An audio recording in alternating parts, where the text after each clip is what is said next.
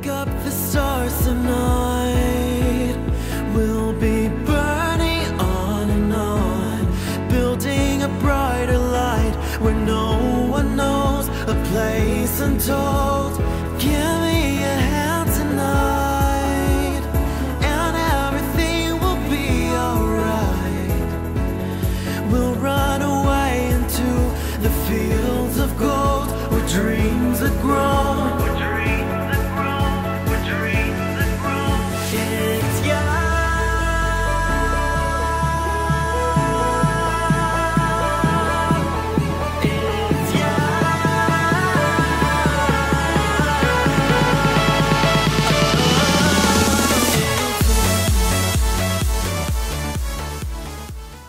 Hello Capricorn, this is Inspire 2016 with your weekly tarot reading for the week commencing the 17th of July until the 23rd of July 2017.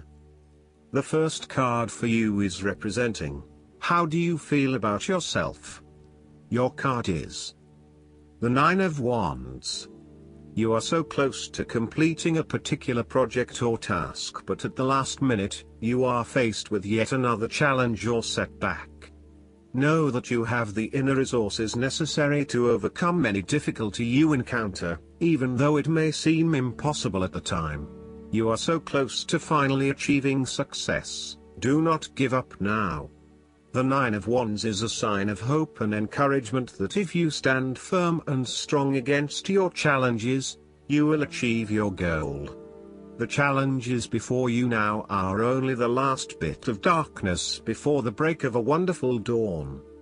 The Nine of Wands is like the one last test or challenge before you can reach ultimate success. You feel as if you have come to the end of your fighting powers, but you have the skill and determination in reserve. You are in a position of strength, and by drawing upon all of your courage and abilities, you will prevail. Once the last obstacle is overcome, you are home free. The Nine of Wands encourages you to be resilient. You will continue to be opposed by hidden enemies, and your interests will be questioned. Even in the face of such adversity, when you are feeling battled and bruised, you need to be patient and vigilant. Be assured that you will eventually prosper if you maintain your position. And remember, if you do not succeed at first, then try again. You may have experienced setbacks that now leave you feeling distrustful of others or even yourself. The turning point will come when you are able to leave the past behind you and to cultivate a more open mind about the future. While you have experienced losses in the past, it does not mean that you have to experience further losses in the future. Turn a new leaf and push on. Sometimes, the Nine of Wands encourages a risk-averse approach.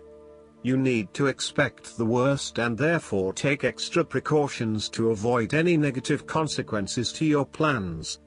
You need to be on guard and wary of any potential obstacles or opponents who may stand in your way. The second card for you is representing, what do you want most right now? Your card is the Four of Swords. What do you want most right now is a period of rest and recovery after a time of challenge, with the promise that, once recovered, you can and will return to the challenge. In the meantime, the Four of Swords provides a new challenge, to stay silent and inactive. This is the time to build up your mental strength. Meditate and spend time in a calm atmosphere. You need to replenish your strength and spend time in spiritual thinking. You need to rest and relax. The Four of Swords is a reminder that after every crisis and before every new challenge, there is always a time of relaxation and contemplation. Constant stress and tension will break even the hardest and most resilient of people, but brief periods of rest enable you to refresh your energy, concentration and focus, ready for the next challenge. These rests should be used wisely, to heal the body and ready the mind. The Four of Swords is also a sign that you can stop worrying, put down your defenses and take a breather from the chaos around you. For the moment there is a truce and you can catch your breath without being attacked again. However, bear in mind that a truce and peace are not the same thing. The Four of Swords is a guarantee that challenges will return to your life as soon as you are ready to face them, so make the most of the stillness and quiet you have earned, but never lose sight of the fact that the battle is not yet over, and that there is still work to be done. This card suggests that now is the time to rest from some difficult times, perhaps the trauma of breakup or departure, relationship or family problems, financial and health worries, stress and conflict. Take a break. This is also not the time to make decisions, particularly when you are at your most vulnerable. In a practical sense, the Four of Swords is an indicator that you need to have some time out from your current circumstances, to reflect and review your progress so far.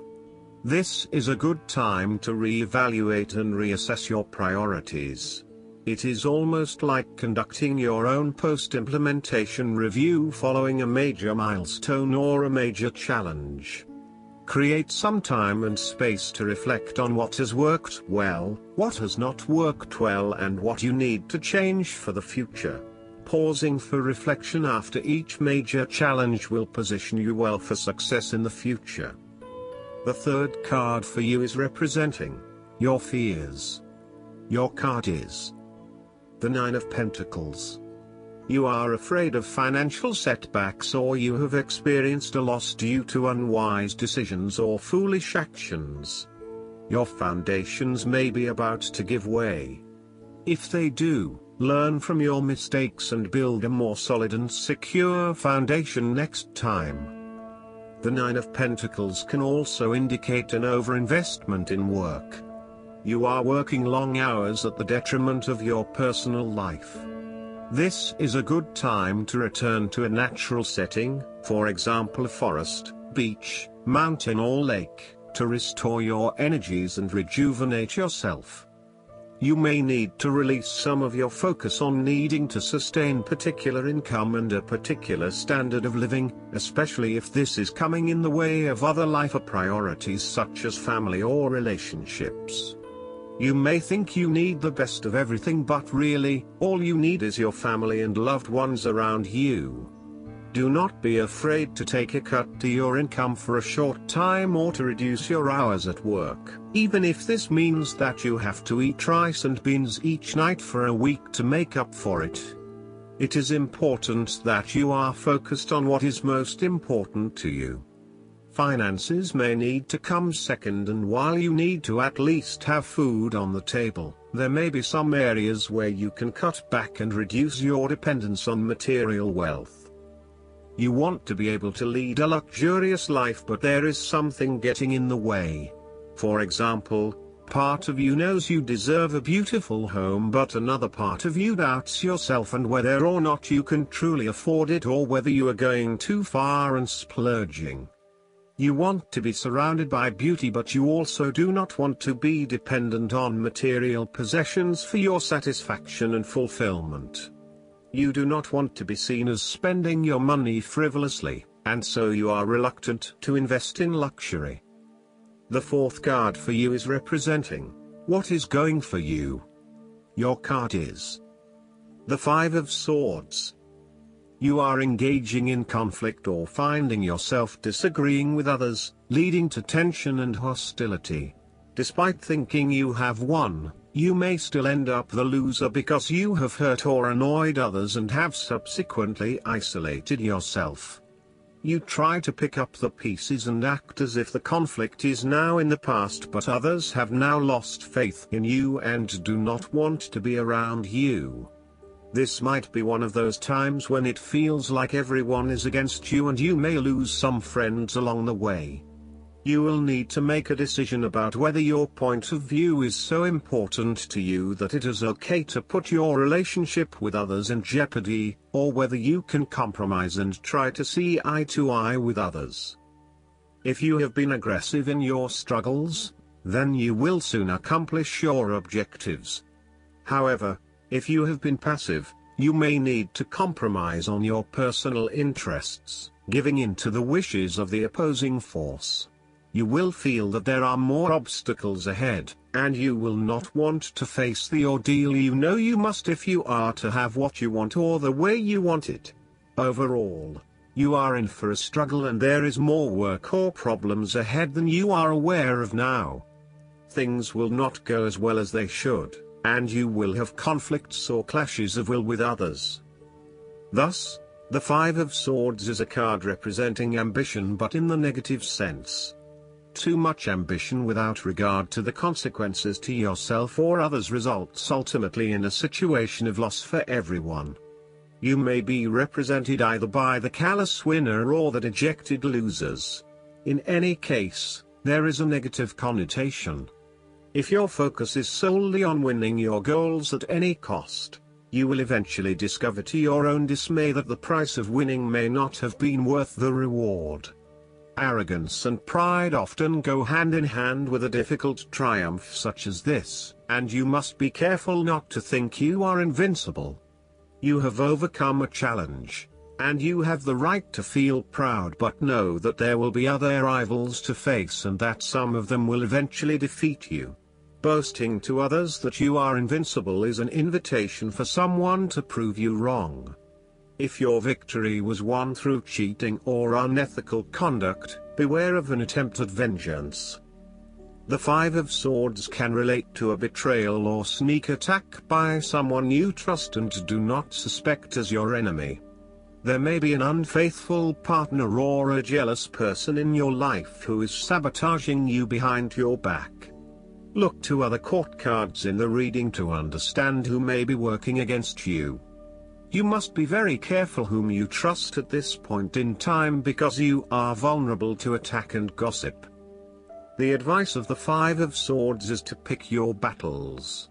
You may be tempted to fight every conflict to ensure you get your way, to prove that you are right, or to defend yourself when you are feeling challenged or threatened by another person.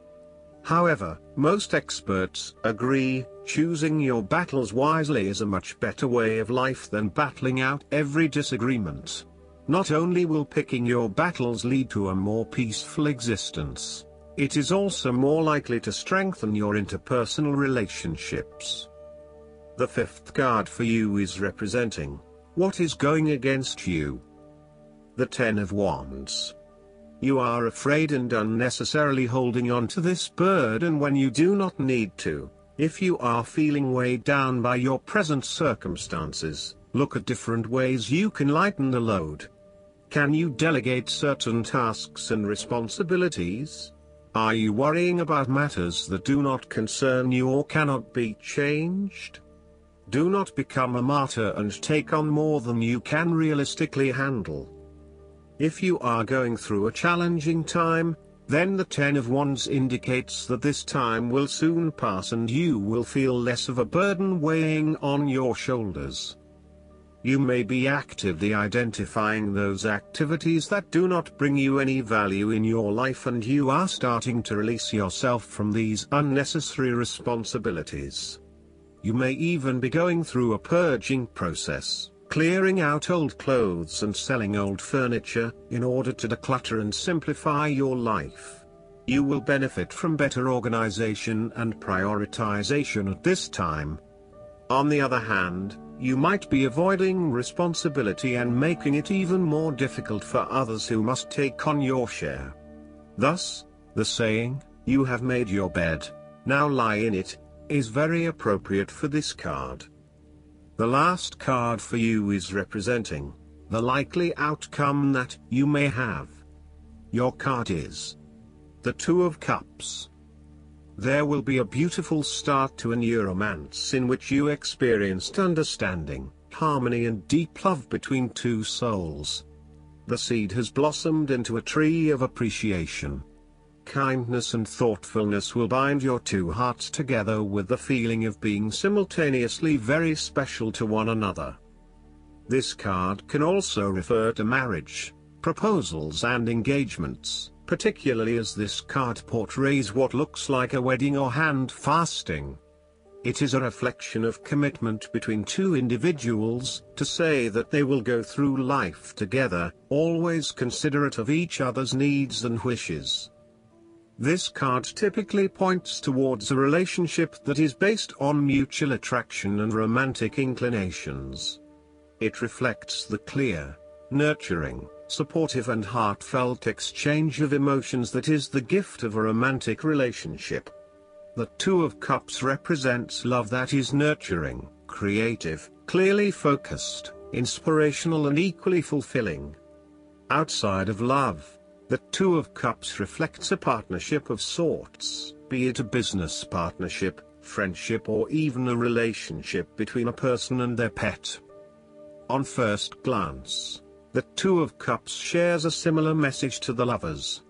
However, the energy of the Two of Cups is slightly weaker than the Lovers card. Whereas the Lovers is the reunion of two complete beings, the Two of Cups is a less mature union that, stable as it may seem, does have the potential to come undone over a longer period of time. So, while the union is strong now, it is not clear whether the relationship shown by the Two of Cups can stand the test of time. Only the two people involved can decide that. Despite the focus on the two beings shown on this card, the Two of Cups also points to what is happening within the individual. To be truly loved, deeply treasured and valued highly by others, you must first and foremost strive to create those feelings for yourself. That is, when you work toward loving yourself, you hold your inner spirit in higher regard, treating it with deference and deep respect. When you see yourself in this positive light, other people cannot help but respond to your personal sense of value in an equally positive manner. Last but not least, the guidance card for you is the donations, tithing, and charitable work. This card reminds you that giving and receiving are two sides of the same energy. If you've felt stuck lately, as if your efforts aren't being rewarded, then it's time to reverse the energy flow. We often become blocked when our focus is solely upon receiving and what can I get? To turn this around, focus upon how can I serve? One way to open up the flow of abundance is to give away what you'd like to receive. So, in order to have more time, volunteer for a worthy cause. To get more love, offer it to others. To manifest material items, donate some articles to charity.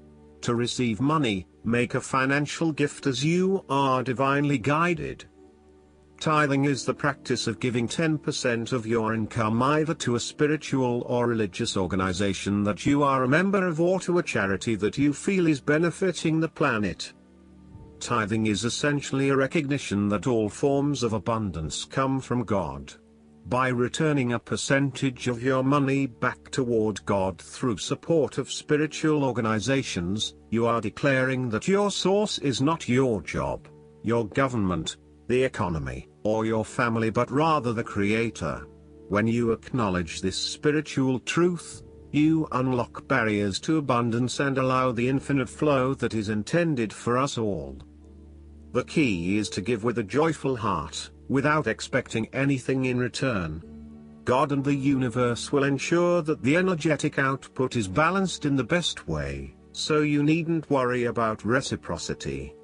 The more you're open to giving and receiving, the steadier your flow of all forms of abundance. I hope that you enjoy everything, and if you like the reading, just please click subscribe and you will get instant notifications every time we publish a new video right to your YouTube. Thanks.